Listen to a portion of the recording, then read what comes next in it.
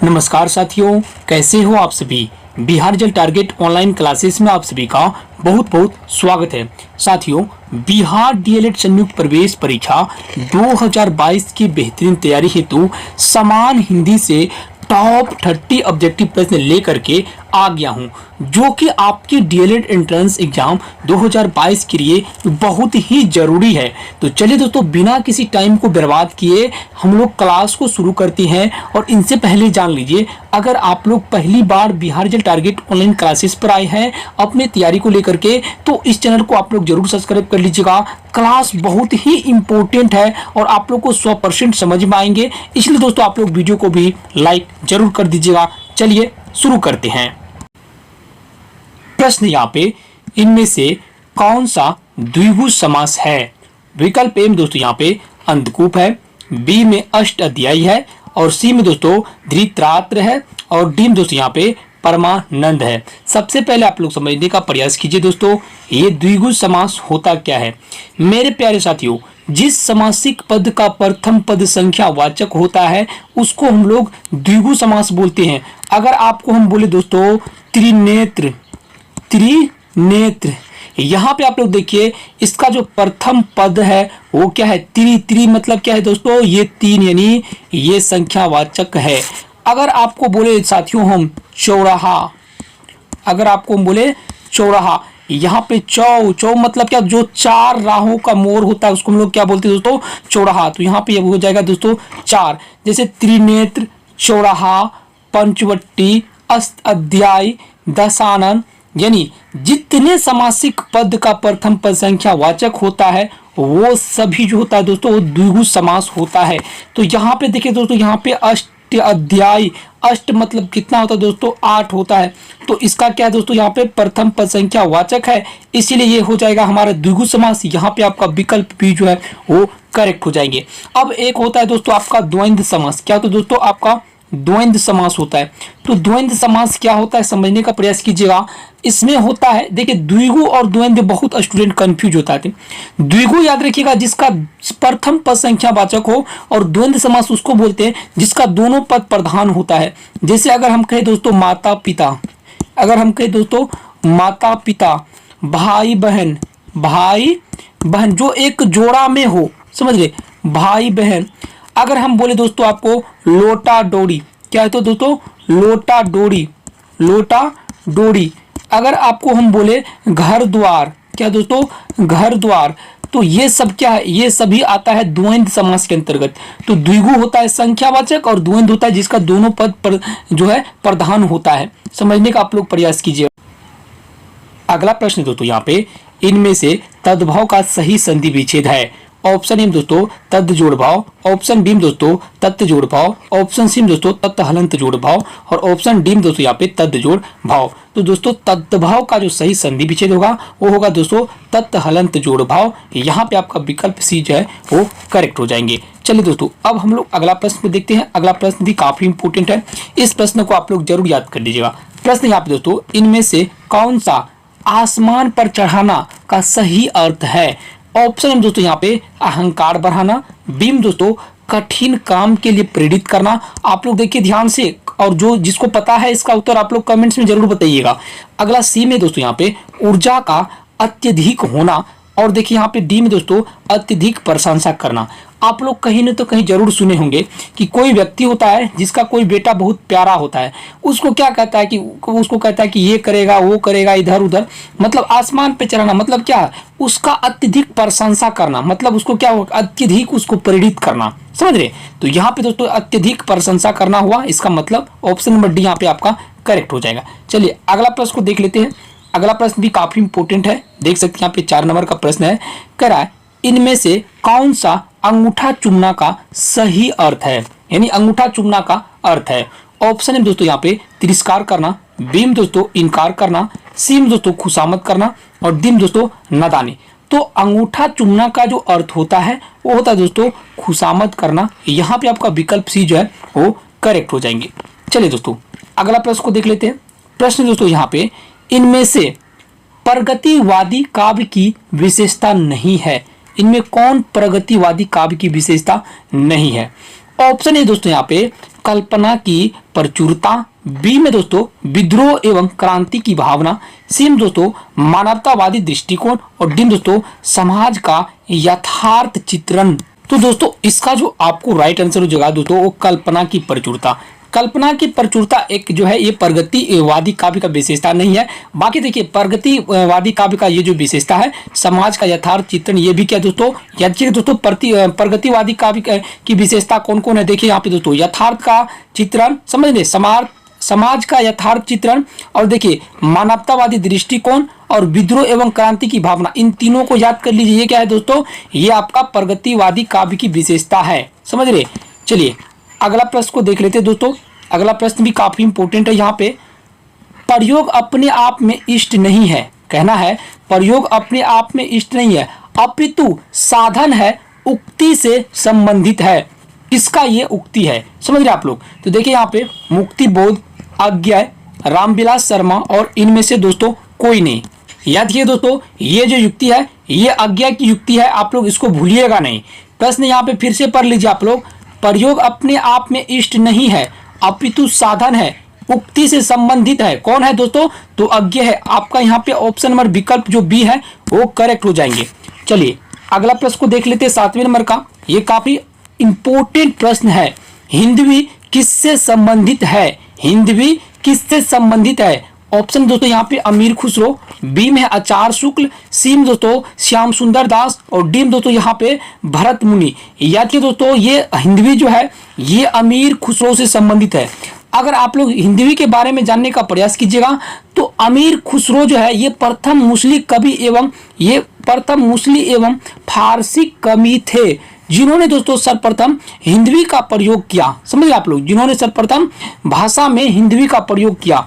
भाषा में हिंदवी का प्रयोग आपको पूछेगा कि किसने किया, तो याद कीजिए दोस्तों अमीर खुसरो। अमीर खुसरो कौन कवि है, मुस्लिम एवं फारसी कवि है। आपको पूछ सकते हैं आपके एंट्रेंस एग्जाम में कि किस मुस्लिम कवि ने हिंदवी का प्रयोग किया, भाषा में हिंदवी का प्रयोग किया। याद कीजिए दोस्तों अमीर खुसरो। यहाँ पे आपका विकल्प जो है वो करेक्ट हो जाएंगे। चलिए अगला प्रश्न को देख लेते हैं, काफी इंपॉर्टेंट है ये प्रश्न, आप लोग जरूर याद कर लीजिएगा। विश्व हिंदी दिवस की शुरुआत कब से हुई, विश्व हिंदी दिवस की शुरुआत कब से हुई। देखिए दोस्तों 1 सितंबर 2003, यहाँ पे देखिए 5 जनवरी 2002, यहाँ पे देखिए दोस्तों 10 जनवरी 2006 और यहाँ पे देखिए दोस्तों 14 सितंबर 2006। याद रखिए दोस्तों विश्व हिंदी दिवस की शुरुआत जो हुई थी वो 10 जनवरी 2006 को हुआ था। किसने किया था, तो दोस्तों भारत के पूर्व प्रधानमंत्री मनमोहन सिंह किया था। कौन किया दोस्तों, भारत के पूर्व प्रधानमंत्री मनमोहन सिंह ने हिंदी विश्व दिवस की घोषणा किया था। कब, 10 जनवरी 2006 को। ये हिंदी दिवस मनाने के लिए 10 जनवरी को प्रत्येक दिन जो है हिंदी दिवस मनाने के लिए जो है हमारे पूर्व प्रधानमंत्री मनमोहन सिंह ने प्रयास किया, जो क्या हुआ, सफल हुआ। अब आता है दोस्तों हिंदी दिवस। हिंदी दिवस दोस्तों 14 सितंबर को मनाया जाता है। हिंदी दिवस कब मनाया जाता है, ये 14 सितंबर को मनाया जाता है। हिंदी दिवस की बात करें तो 14 सितंबर को, और विश्व हिंदी दिवस की बात करें तो 10 जनवरी को मनाया जाता है। और इसकी शुरुआत 10 जनवरी 2006 को हुआ था। और हिंदी दिवस की शुरुआत कब हुआ था दोस्तों, 14 सितंबर 1949 को हुआ था। 14 सितंबर 1949 को हिंदी दिवस की क्या होता है दोस्तों, घोषणा हुआ था। समझ रहे आप लोग। चलिए अब हम लोग अगला प्रश्न को देख लेते हैं, काफी इंपॉर्टेंट है। आप लोग एक एक प्रश्न को याद करते जाइए, प्रश्न काफी इंपॉर्टेंट है। हिंदी का प्रथम महाकाव्य कौन है। देखिए यहाँ पे ये पद्यावत और देखिए रामचरितमानस, पृथ्वीराज और देखिए यहाँ पे रासो रामचंद्रिका। कौन है दोस्तों हिंदी का प्रथम महाकाव्य, आप लोग कमेंट्स में जरूर बताइए दोस्तों। समझने का आप लोग प्रयास कीजिए दोस्तों, ये काफी इंपॉर्टेंट प्रश्न है, ये आपके एंट्रेंस एग्जाम में आ सकते हैं। याद रखिए दोस्तों हिंदी का जो प्रथम महाकाव्य है वो पृथ्वीराज है। कौन है दोस्तों, पृथ्वीराज है। यहाँ पे आपका विकल्प सी जो है वो करेक्ट हो जाएंगे। ये प्रश्न काफी इंपॉर्टेंट है, इसको आप लोग जरूर याद कर लीजिएगा। चलिए दोस्तों अगला प्रश्न है, ये काफी इंपॉर्टेंट है और आप लोग जो इन प्रश्नों को जरूर याद कर लीजिएगा। यहाँ पे क्या है कि उल्टा हो गया है। ये कि देखिए हिंदी पद रचना प्रारंभ हुई, हिंदी पद की जो रचना है, यहाँ पे दोस्तों पद की रचना क्या कह रहा है, हिंदी में पद की रचना प्रारंभ हुई थी, यानी कब से पद की रचना की प्रारंभ कब से हुई थी। यहाँ पे देखिए 5वीं 6वीं यानी 6वीं सदी में, और देखिए यहाँ पे 7वीं 8वीं शताब्दी में, और देखिए यहाँ पे 9वीं 10वीं शताब्दी में, और देखिए 2री और 3री शताब्दी में। अगर दोस्तों हिंदी में पद की अगर बात किया जाए, रचना की अगर बात किया जाए, तो दोस्तों ये मुख्य रूप से आपको जो है ये 7वीं 8वीं सदी में शुरू हुई थी। यहाँ पे आपका विकल्प भी जो है ये करेक्ट हो जाएंगे। याद रखिएगा, पद की रचना जो आरंभ हुआ था ये 7वीं 8वीं सदी में हुआ था। यहाँ पे आपका विकल्प भी जो है वो करेक्ट हो जाएंगे। चलिए अगला प्रश्न को देख लेते हैं। प्रश्न यहाँ पे काफी इंपोर्टेंट है दोस्तों। देखिए, भारत के संविधान के किस अनुच्छेद में हिंदी को राजभाषा घोषित किया गया है? यहाँ पे देखिए ऑप्शन दोस्तों अनुच्छेद 315 और ऑप्शन भी देखिए दोस्तों यहाँ पे अनुच्छेद 368 और ऑप्शन सी देखिए यहाँ पे अनुच्छेद 343 और ऑप्शन डी दोस्तों यहाँ पे देखिए अनुच्छेद 385। वेरी वेरी इंपॉर्टेंट प्रश्न है। इस प्रश्न को आप लोग जरूर याद कर लीजिए। याद कीजिए दोस्तों, ये प्रश्न काफी इंपॉर्टेंट है। आप लोग याद रखिएगा अनुच्छेद 343 में, कहा दोस्तों अनुच्छेद 343 में जो है इसको जो है हिंदी राजभाषा की दर्जा प्राप्त है। समझ रहे हैं, यहाँ पे आपका विकल्प सी जो है वो करेक्ट हो जाएंगे। चलिए अगला प्रश्न को देख लेते हैं। अगला काफी इंपॉर्टेंट प्रश्न है। ये प्रश्न आपको कल भी बताए थे। हिंदी किस भाषा परिवार की भाषा है? यहाँ पे देखिए दोस्तों एकाक्षरी है, भारोपीय है, द्राविड़ है और सेमेटिक है। यानी दोस्तों हिंदी जो है एक भारोपीय भाषा की परिवार है। क्या दोस्तों हिंदी किस भाषा परिवार की भाषा है? तो भारोपीय। भारोपीय के अंतर्गत कौन कौन सी भाषा आती है दोस्तों आपको बताए थे दोस्तों। इसके अंतर्गत दोस्तों पंजाबी, पंजाबी के बाद दोस्तों अंग्रेजी, नोट कर लीजिए जो कल नहीं देखे थे, अंग्रेजी। उसके बाद दोस्तों आपका नेपाली, नेपाली। उसके बाद दोस्तों प्राचीन फारसी, प्राचीन फारसी। ये सब क्या दोस्तों, ये सभी आते हैं आपका भारोपीय भाषा परिवार की भाषा है। पंजाबी, अंग्रेजी, नेपाली, प्राचीन फारसी, जर्मन, ये सब है ये भारोपीय भाषा परिवार की भाषा है। और आपको हम बताए थे दोस्तों हिंदी में सबसे अधिक बोले जाने वाली जो भाषा परिवार है वो भारोपीय है। भारोपीय के बाद कौन आते हैं दोस्तों, आपका ये यानी द्रविड़ आते हैं। उसके बाद आपका आस्ट्रिक आते हैं। उसके बाद दोस्तों आपका आते हैं चीनी तिब्बती। सबसे कम बोले जाने वाले जो हिंदी में भाषा परिवार है वो चीनी तिब्बती है और सबसे अधिक भारोपीय है। याद रखिएगा आप लोग। चलिए अगला प्रश्न को देख लेते हैं। अगला प्रश्न दोस्तों, निम्नलिखित में मूर्धन्य व्यंजन बताइए। मूर्धन्य व्यंजन दोस्तों आप लोग को एक ट्रिक हम बताए थे इससे पहले वाला क्लास में, कतामुदो। समझ दोस्तों, कतामुदो। कतामुदो में जो क वाला ऑप्शन है यहाँ पे आप क से शुरू कीजिए। उसके बाद जो त वाला ऑप्शन है यहाँ पे आप च वाला वर्ण लिखिए और जो मुंह वाला है यहाँ पे आप लोग ट लिखिए पूरा, यानी क च ट और दो है जो यहाँ पे, इसको यहाँ पे आप लोग तो लिखिए और ओज है यहाँ पे आप लोग क्या लिखिए, यहाँ पे प लिखिए। यानी कतामुदो आप लोग याद रखिएगा, यहीं से आपका निकल जाएगा। तो देखिए दोस्तों क से क्या होता है दोस्तों, आप लोग याद रखिए क से क्या होता है दोस्तों, कंठ होता है। क्या होता है दोस्तों, क से कंठ होता है। तो से क्या होता है दोस्तों, तालु होता है। और मुंह से क्या होता है दोस्तों, मूर्धा होता है। और द से क्या होता है दोस्तों, दंत होता है। तो देखिए मुंह से क्या होता है दोस्तों, मूर्धा होता है। मूर्धा वाले के सामने में क्या है दोस्तों, च वर्ग है। क्या है दोस्तों, सॉरी ट वर्ग है। तो ट वर्ग, ट से क्या है मूर्धन्य, इसको हम लोग मूर्धन बोलेंगे। तो यहाँ पे देख रहे बोल रहे हैं कि मूर्धन्य व्यंजन बताइए। तो यहाँ पे मेरा मूर्धन वाला कौन है दोस्तों, तो ट वर्ग हो जाएगा। यहाँ पे आपका विकल्प भी जो है वो करेक्ट हो जाएंगे। यही बोलेंगे अगर आपको कि ओष्ठ वर्ण बताइए, तो ओष्ठ सबसे लास्ट में प है, तो प हो गया दोस्तों क्या आपका ओष्ठ हो गया। और दंत वाला बताएं तो दंत में क्या हो जाएगा, द में त वर्ण आ गया, पूरा त वर्ण ये दंत आ गया, क वर्ण कंठ आ गया, प वर्ण ओष्ठ आता है और मूर्धन्य आता है आपका ट वर्ग पूरा। तो ये सब आप लोग याद कर लीजिएगा। चलिए दोस्तों अगला प्रश्न काफी इंपॉर्टेंट है। प्रश्न यहाँ पे, निम्नलिखित में वर्तनी की दृष्टि से अशुद्ध शब्द बताएं। कौन अशुद्ध शब्द है? यहाँ पे देखिए अनाधिकार, यहाँ पे देखिए पुरस्कार, यहाँ पे देखिए कवित्री, यहाँ पे देखिए दोस्तों संन्यास। तो दोस्तों यहाँ पे जो अशुद्ध शब्द होगा वो यहाँ पे आपका संन्यास होगा। समझ दोस्तों, संन्यास समझ रहे क्यों होगा दोस्तों, क्योंकि आप लोग जानते हैं कि संन्यास जो हम लोग लिखते हैं वो कैसे लिखते हैं। सुनिए दोस्तों, इसको हम लोग संन्यास नहीं, इसको हम लोग क्या बोलेंगे, अगर दोस्तों हम लोग वर्तनी की दृष्टि से अगर किसी चीज को हम लोग देखें, वर्तनी की दृष्टि से अगर किसी चीज को देखें, तो जैसे यहाँ पे पुरस्कार हुआ और देखिए यहाँ पे कवित्री हुआ, तो अनाधिकार वर्त ये हो जाएगा आपका संन्यास। ये क्या है दोस्तों, अशुद्ध है वर्तनी की दृष्टि से। यहाँ पे विकल्प डी जो है वो करेक्ट हो जाएंगे। चलिए अब हम लोग नेक्स्ट प्रश्न को देखते हैं। नेक्स्ट प्रश्न भी दोस्तों काफी इंपॉर्टेंट आप सभी के लिए 15 नंबर का आ रहा है प्रश्न। आप लोग बताइए दोस्तों, योग रूट शब्द कौन है इसमें? योग रूट शब्द यहाँ पे पूछ रहे दोस्तों, बताइए योग रूट शब्द। यहाँ पे मलय है, लंबोदर है, दिवाकर है और माधव है। बताइए दोस्तों, तो यहाँ पे दोस्तों योग रूट शब्द जो है वो यहाँ पे आपका मलयज हो जाएंगे। यहाँ पे अगर हम लोग बात करें दोस्तों, तो यहाँ पे आपका लंबोदर भी क्या है, दोस्तों यहाँ पे योग रूट शब्द है। क्यों है दोस्तों योग रूट शब्द? समझिए, जो शब्द अन्य दो वर्णों के योग से बने होते, देखिए जैसे लंबा है जिसका उदर, यानी अर्थात जिसका पेट लंबा हो, समझ रहे, तो गणेश हो गया। ये लंबोदर और मलयज, ये समझिए दोस्तों, लंबोदर है यहाँ पे आपका, सॉरी ये मलयज नहीं, आपको लंबोदर जो है ये आपका योग रूट शब्द हो जाएंगे। यहाँ पे आपका विकल्प जो है वो विकल्प भी यहाँ पे करेक्ट हो जाएंगे। अगला प्रश्न यहाँ पे काफी इंपोर्टेंट दोस्तों, निम्नलिखित पद में कौन सा अलंकार है? देखिए, बिनु पद चले सुने बिनु काना, और देखिए कर बिनु कर्म करे विधि नाना। यहाँ पे देखिए सबसे पहले आप लोग समझने का प्रयास कीजिएगा। कह रहा है बिनु पद चले सुने बिनु काना, और देखिए कर बिनु कर्म करे विधि नाना। इसका अर्थ हुआ दोस्तों, तो अर्थ हुआ दोस्तों यहाँ पे इसका, देखिए बिनु पद चले और सुने बिनु काना, जो बिना किसी सोचे समझे चलते हैं और बिना सोचे समझे किसी काम को करते हैं, और जो बिना कर्म को प्राप्त करना चाहते हैं, उसके लिए क्या है, उसके लिए कौन सा यहाँ पे अलंकार होगा? तो दोस्तों यहाँ पे देखिए विशेषोक्ति, और देखिए निर्दर्शना और विभावना और व्यक्ति रेख। तो इसके लिए जो यहाँ पे अर्थ हुआ दोस्तों वो विभावना हुआ। इसके लिए कौन सा अलंकार लगेगा? आपका विभावना अलंकार लगेगा। तो यहाँ पे आप लोग इसको समझ गए, ठीक है दोस्तों। बिनु पद चले सुने बिनु काना, जो बिना सोचे समझे चलता है, बिना सुने कोई कुछ बोल देता है, और बिना कर्म के अनेक फल प्राप्त करना चाहता है, उसके लिए जो अलंकार लगेगा वो विभावना अलंकार लगेगा। चलिए अगला प्रश्न यहाँ पे दोस्तों कह रहा है निम्नलिखित पद किस छंद में है? कह रहा है ये पद किस छंद में है? देखिए, नवल सुंदर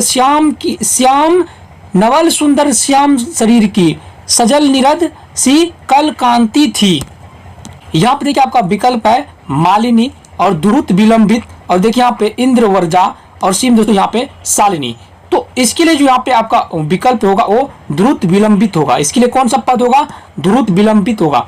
द्रुत मतलब होता है, द्रुत मतलब क्या होता है? जो बिना कहीं सोचे समझे कहीं भी चले जाते हैं। द्रुत विलंबनी, जो बिना किसी चीज को देखे हुए कुछ बोल देते हैं, सोचे समझे कुछ बोलते हैं, उसके लिए द्रुत विलंबित पद का इसमें यहाँ पे आपका प्रयोग होगा।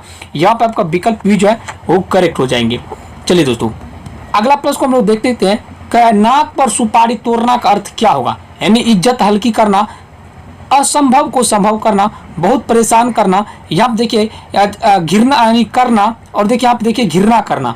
तो देखिए दोस्तों अगर नाक पर सुपारी फोड़ना का अर्थ अगर जानेंगे आप लोग, तो इसका मतलब हुआ कि बहुत परेशान करना। इसका अर्थ हुआ दोस्तों बहुत परेशान करना। यहाँ पे आपका विकल्प जो है वो करेक्ट हो जाएंगे। चलिए दोस्तों अगला प्रश्न यहाँ पे काफी इंपॉर्टेंट है। निम्नलिखित में किस शब्द में तत्पुरुष समास है?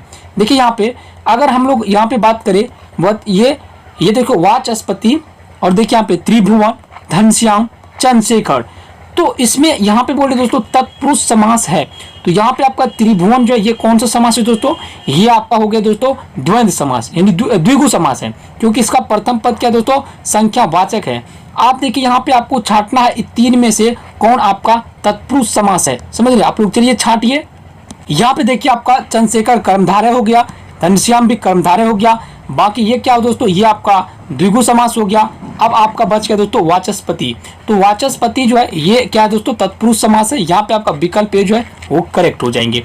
चलिए दोस्तों अगला प्रश्न को देख लेते हैं। आप लोग अगर छांटने का प्रयास कीजिएगा ना दोस्तों, तो आप लोग आसानी से किसी भी चीज को आप लोग अलग कर पाइएगा। देखिए यहाँ पे पित्राज्ञा में कौन सी संधि है? पित्राज्ञा, यहाँ पे देखिए दोस्तों गुण संधि, पूर्व यानी पूर्ण रूप संधि, यन संधि, और देखिए यहाँ पे देखिए पर रूप संधि। बताइए दोस्तों पित्राज्ञा में कौन सा संधि है? आप लोग जल्दी जल्दी कमेंट्स करके बताइए दोस्तों। याद रखिए दोस्तों यहाँ पे जो आपका पित्राज्ञा है इसमें यन संधि है। आपका विकल्प सी जो है यहाँ पे आपका करेक्ट हो जाएंगे।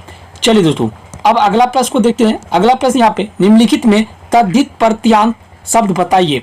किसमें तद्धित प्रत्यांत शब्द है? शांत है, निंदित है, आदित्य है, पतित है। किसमें दोस्तों यहाँ पे तद्धित प्रत्यांत लगा हुआ है? जल्दी से जल्दी आप लोग कमेंट करके बताइए दोस्तों। याद रखिएगा अगर यहाँ पे आपको तद्धित प्रत्यांत अगर छांटना हो तो ये निंदित हो जाएगा। यहाँ पे आपका विकल्प भी जो है वो करेक्ट हो जाएंगे। तो अभी आपको जितने भी प्रश्न बताएं दोस्तों, कम से कम तो आपको यहाँ पे दोस्तों 21 प्रश्न है, लेकिन इनसे कई ज्यादा आपको प्रश्न बताएं।